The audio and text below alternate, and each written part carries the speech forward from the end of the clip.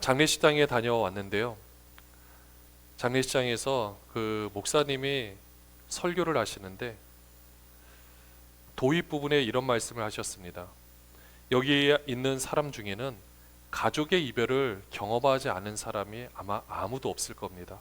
저도 경험을 했습니다. 이렇게 말씀을 하시는데 생각해 보니까 저는 아직까지 가족의 이별을 경험해 보지 못했더라고요. 어떻게 보면 그 가족의 죽음을 경험해 보지 못했는데 이제까지 참 수많은 장례 집례를 해왔던 것을 보게 되었습니다. 수많은 사람들이 계속해서 떠올랐는데 한 분이 기억이 나더라고요. 벌써 굉장히 오래전 일이고 지역도 되게 멀었습니다. 날씨도 안 좋아서 한 4-5시간 차를 타고 가서 또 집례를 하고 밤에 이제 올라왔었는데 그분의 어머님이 소천하셨는데 치매로 거의 20년간 고생을 하셨어요. 그러니까 가족들도 사실 쉽지가 않았겠죠. 특별히 그 한 4년 정도 마지막 그때는 정말로 힘이 들었다고 얘기를 합니다. 근데 그 분이 저한테 같이 식사를 하면서 저한테 딱 하는 말이 뭐였냐면, 목사님, 사실 제가 참 많이 힘들기는 했습니다. 근데 보고 싶습니다. 솔직히 저는 그 말뜻을 공감은 할 수는 있겠지만 저는 이해한다고 말을 할 수가 없습니다. 왜냐, 저는 경험해 보지 못했으니까. 그래도 보고 싶습니다라는, 그래도 그 힘든 모습이었지만 보고 싶습니다라고 말씀하시는 그 표정과 눈빛과 그 울림이 아직도 제 가슴 속에는 남아 있습니다. 오늘 지금의 여러분들, 그리고 지금의 오늘 나라는 존재를 잊기까지 어떻게 보면은 그 옆에서 그렇게 간접으로 경험을 시켜주고 함께 삶을 부딪히며 어우러져 왔던 수많은 사람들의 이 모습들이 오늘날의 저와 여러분을 이렇게 아름답게 만들어 주신 줄로 믿습니다. 어떻게 보면은 나름대로 고생했다고 생각을 했는데 잘 또 한번 생각해 보면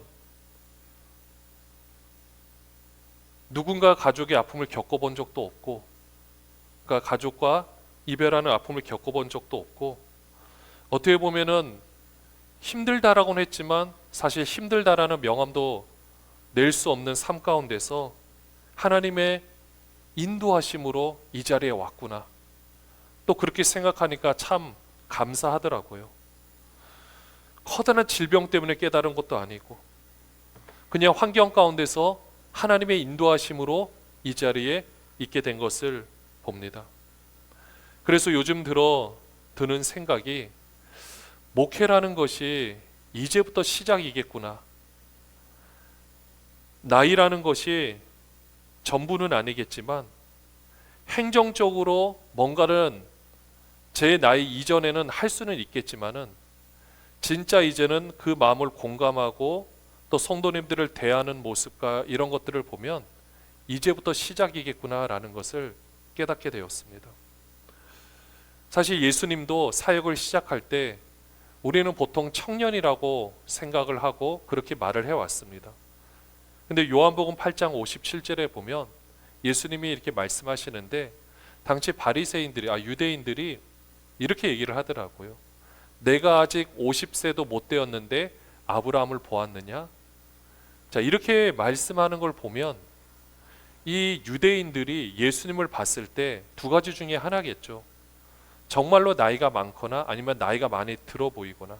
근데 적어도 이 당시에로 50세가 못 되었다라는 거 말하는 걸 보면은 단순한 청년 정도는 아니고 그래도 나이가 좀 있어 있다고 보는 게 좀 타당할 것 같습니다. 그러니까 예수님도 그 인생을 살아오시면서 그 환경 가운데 다양한 것을 경험을 하시면서 본인의 삶뿐만 아니라 주변 사람들의 삶을 함께 바라보고 있었다라는 거죠.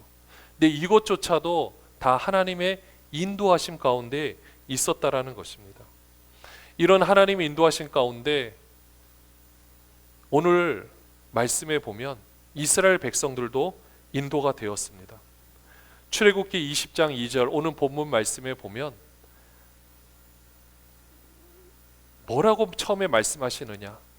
한번 같이 읽어볼까요? 나는 너를 애굽 땅 종되었던 집에서 인도하여 낸 내 하나님 여호와니라. 나는 너를이라고 표현을 하고 있습니다. 그리고 이거는 모세의 말이 아니라 출애굽기 20장 1절 여러분들 성경책 위로 한번 보시면은요 뭐라고 되냐? 하나님이 이 모든 말씀으로 말씀했다라고 분명히 기록을 하고 있어요.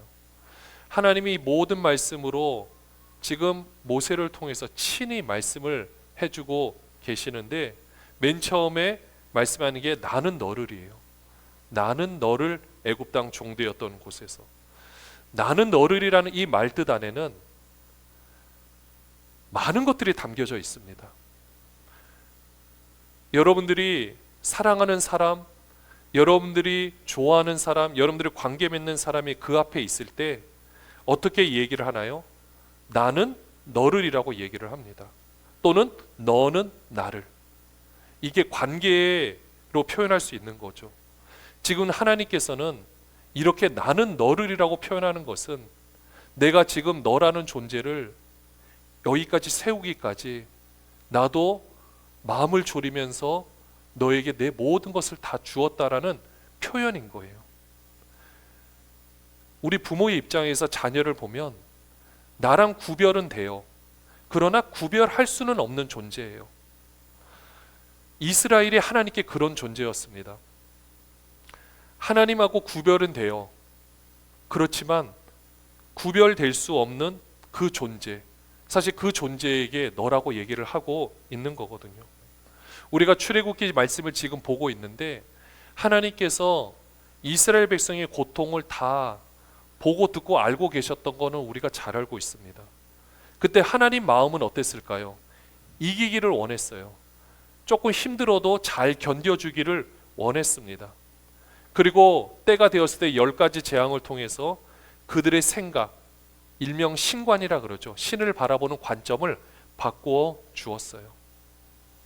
우리도 하나님하고 관계를 맺으면서 지금 살아가고 있는데 우리가 생각하는 하나님과 성경에서 말하는 하나님과 내가 나중에 경험으로 아는 하나님이 사실 좀 다르다는 걸 느끼지 않습니까?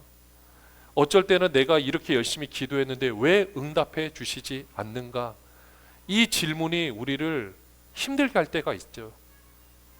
왜 내가 그렇게 20년 동안 30년 동안 기도했는데 왜 하나님은 응답해 주시지 않는가?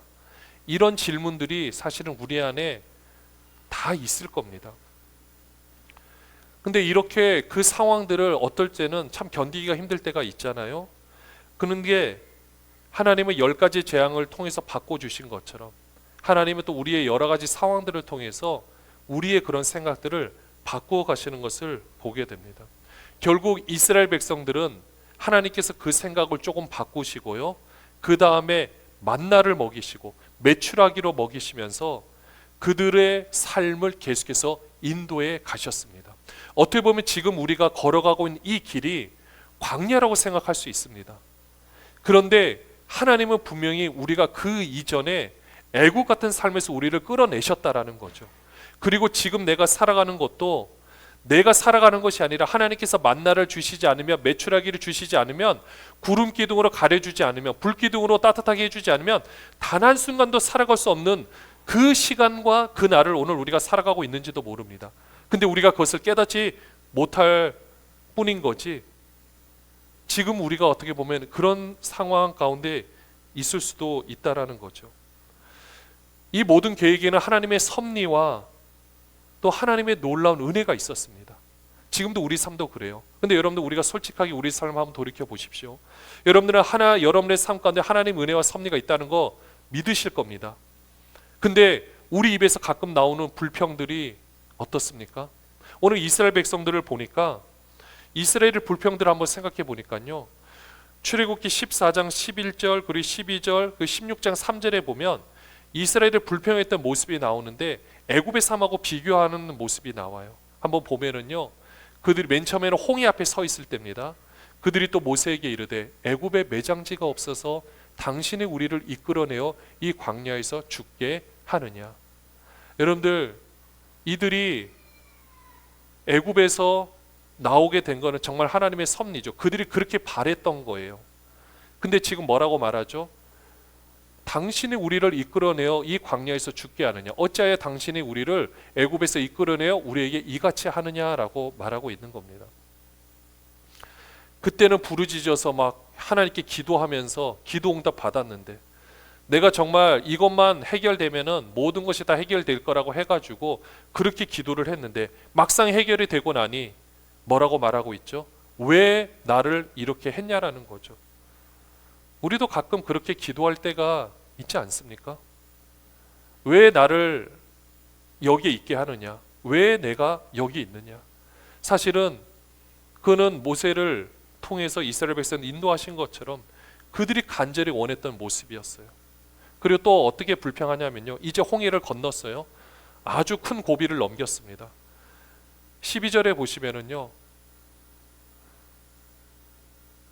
여기도 아직 홍해입니다. 우리가 애굽에서 당신에게 이른 말이 이것이 아니냐? 이르기를 우리를 내버려 두라. 우리가 애굽 사람을 섬길 것이라 하지 아니하더냐. 여러분 이 고백을 봐도 모세가 이스라엘 백성들을 얼마나 설득했을지 그리고 그들을 어떻게 인도했을지 볼 수 있는 대목이거든요. 그들은 지금 우리가 나가봤자 나갈 수도 없을 거고 나가도 죽을 거야. 지금 그 얘기하고 있는 거잖아요.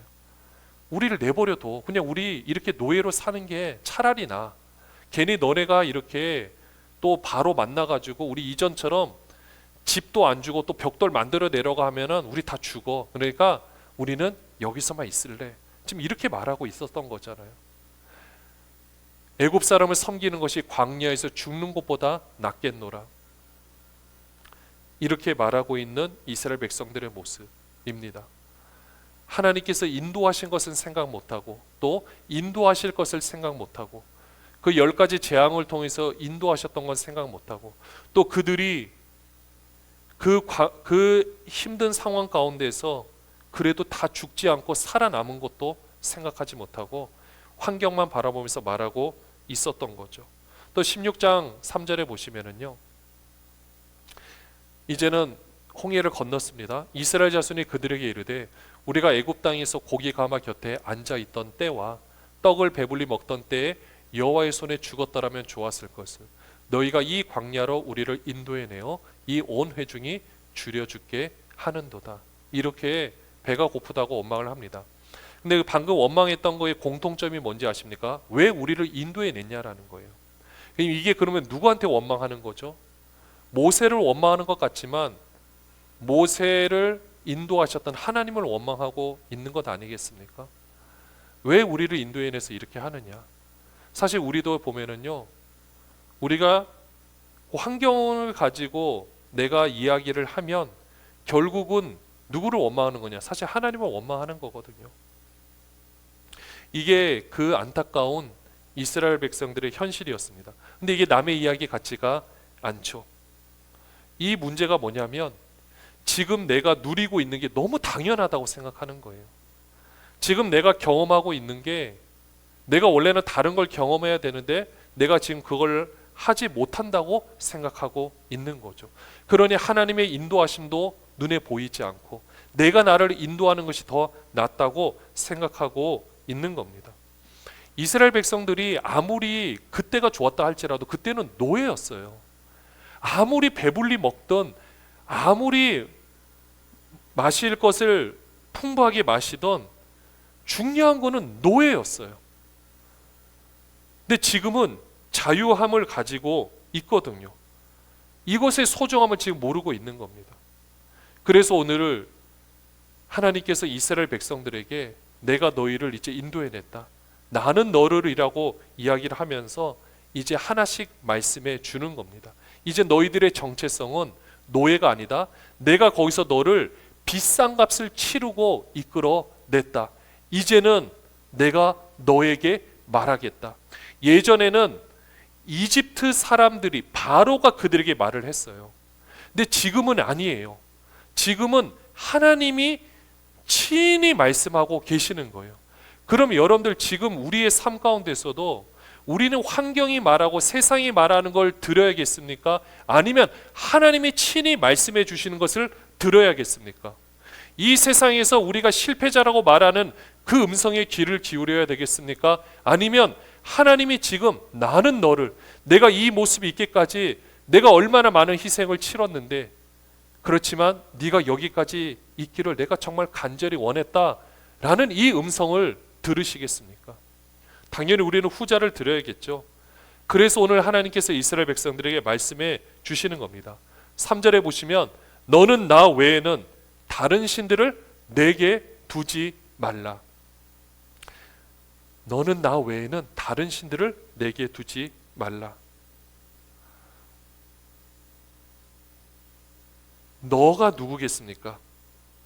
내가 누구인지를 아는 거죠. 나는 하나님이신 거죠.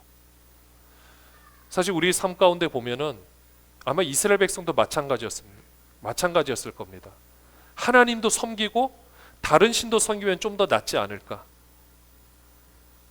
이왕이면은 지푸라기도 잡고 싶은 아마 심정으로 행하는 우리의 모습들이 사실은 많습니다.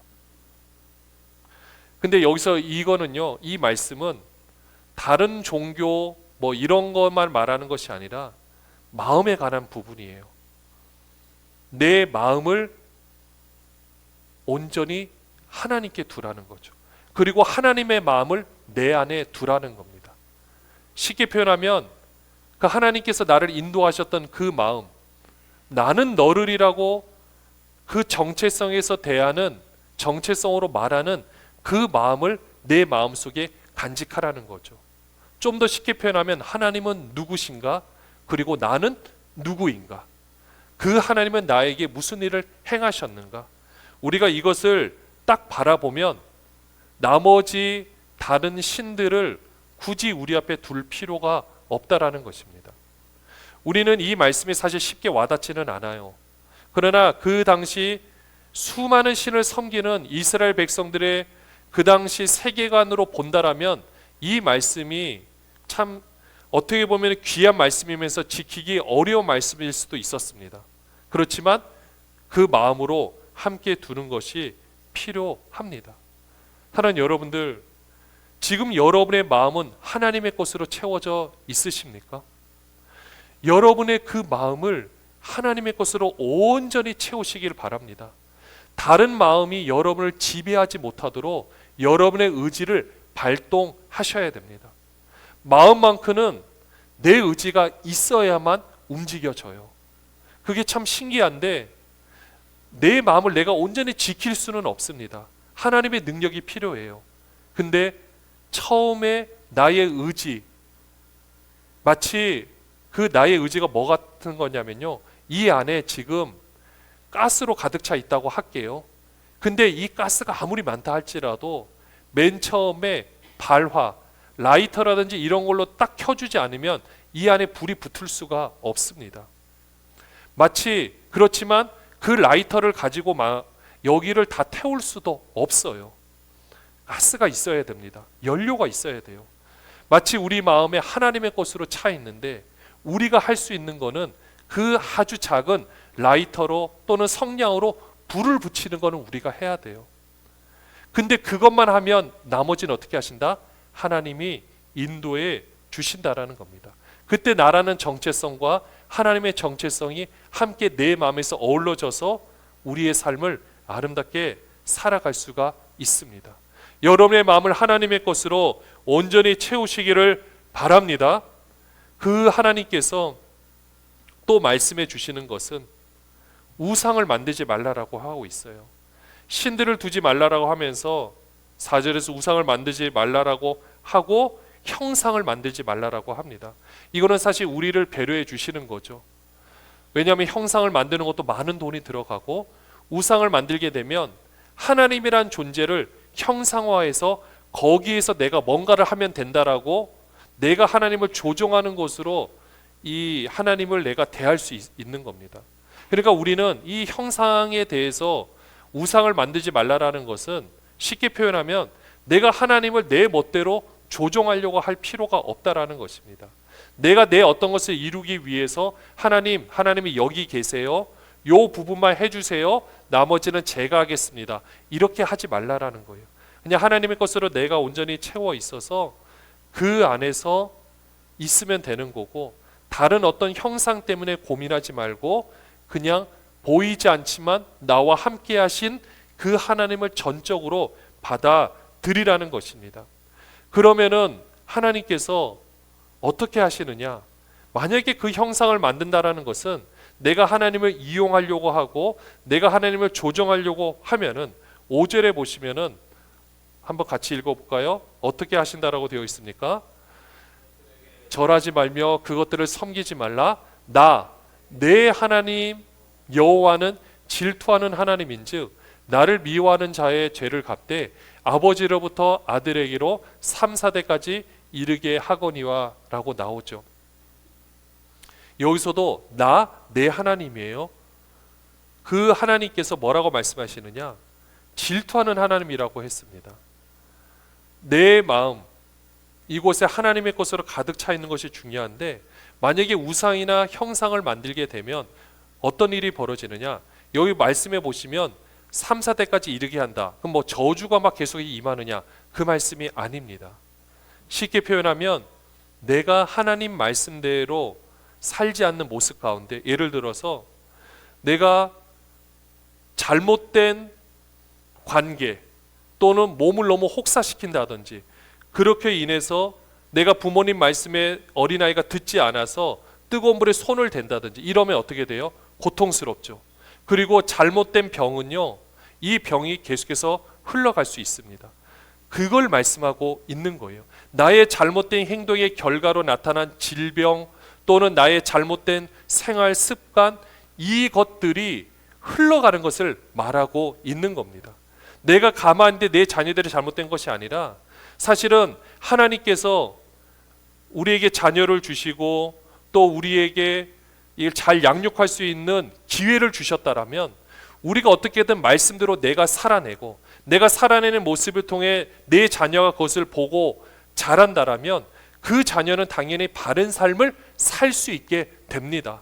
그러나 내가 그렇게 살지 못하면 당연히 좋지 않은 영향력이 미쳐지게 되고 그 좋지 않은 영향력 때문에 그 아이도 그 굴레에서 벗어나기 어려운 삶을 살게 되는 거예요. 여러분 이게 얼마나 안타까운 일입니까? 내가 더 많은 것을 주냐 주지 못하냐보다 중요한 것은 내가 이제까지 받아왔던 다른 모든 것들은 내려놓고 내가 온전히 하나님의 것으로 채워져서 내가 존재론적으로 하나님을 아는 그 인격체의 모습을 자녀들한테 보여주고 교육시키는 것이 바로 그 어떤 것보다도 중요한 것을 말하고 있는 겁니다. 내가 잘못된 것들은 흘러갈 수밖에 없어요. 그래서 우리는 어떻게 해야 되느냐? 따라하겠습니다. 끊어야 됩니다. 끊어야 됩니다. 예수의 이름으로 끊기를 축원합니다. 내가 잘못된 이 부분들이 있다라면 내가 우상을 자꾸 만들려고 형상으로 만들어서 내가 하나님을 자꾸 뭔가 나의 어떤 것을 이루기 위한 나의 모습이 있다라면 여러분들 다 끊으시길 바랍니다. 내가 그것을 끊어야 나로부터 새롭게 시작되는 것들을 살아갈 수 있습니다. 지금 이 시간 이후부터는 여러분들이 나는 내 모습은 원래 이래. 그 말 뜻은 뭐냐면요. 나는 부모로부터 이런 모습을 물려받아서 똑같은 거예요. 그러면 어떻게 되냐? 여러 번 대해서 끊으셔야 돼요. 내가 이 대에서 나는 무조건 끊어야 됩니다. 이거를 끊으면 내 자녀에게 소망이 있습니다.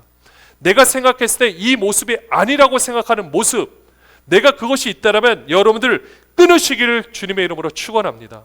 내가 그것에서 벗어나기를 바랍니다. 나는 원래 이렇다가 아닙니다. 나는 여기서 새롭게 살 거야 라고 생각하고 그렇게 끊으면은 이 말씀이 말하는 것처럼 그렇게 가지 않고 6절에 보시면 어떻게 되는지 아십니까? 같이 읽어볼까요? 나를 사랑하고 내 계명을 지키는 자에게는 천대까지 은혜를 베푸느니라. 천과 3, 4대는 비교할 수가 없습니다. 나의 잘못은 내 자녀들에게 영향을 미칠 수 있는데 내가 하나님 말씀대로 사는 은혜는 거기서 머무르는 것이 아니라 천대까지 영원히 미쳐지게 될 것이라. 그러니까 우리가 할 수 있는 건 뭐냐? 내가 끊고 내 안에 하나님의 것으로 가득가득 채우는 겁니다. 이게 오늘 하나님께서 우리에게 말씀해 주시는 겁니다. 나는 너를 애굽에서 인도해낸 너의 하나님 여호와니라. 이 하나님은 여러분의 하나님입니다. 우리 삶 가운데 왜 형상과 우상을 만들겠습니까? 두려워서 그런 거거든요. 사실 그러면 한이 없습니다. 왜 이번에 설 명절을 맞이해서 수많은 사람들이 차례를 지낼까요? 한쪽으로 보면은 조상을 섬긴다라는 명목이 있어요. 그리고 부모님께 효도한다라는 게 있습니다. 사실 제사만 빼놓고 그 온 가족이 모여서 부모님을 기리면서 밥을 먹는 거는 너무나도 귀한 겁니다. 진짜 너무나도 중요하고요. 꼭 해야 되는 겁니다.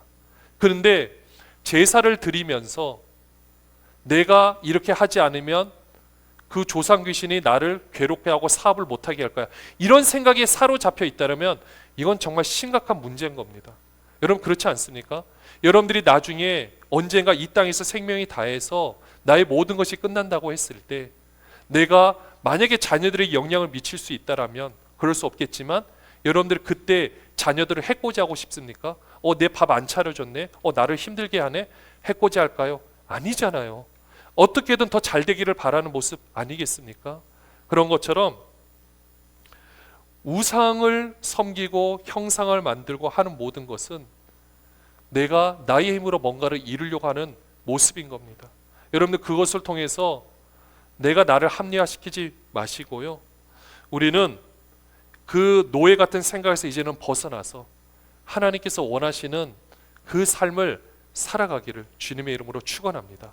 하나님은 그렇게 해서 여러분들을 인도해 내셨습니다. 그래서 여러분에게 말씀하십니다. 너희는 더 이상 종이 아니야. 예전의 모습에 사로잡히지 말고 더 이상 우상 만들지 말고 형상 만들지 마. 거기에 매이지 마. 온전히 나만 섬겨. 그래서 말씀대로 순종해서 너희 자녀들도 더 복된 삶을 살기를 원해. 이게 하나님께서 오늘 우리에게 해주시는 말씀입니다.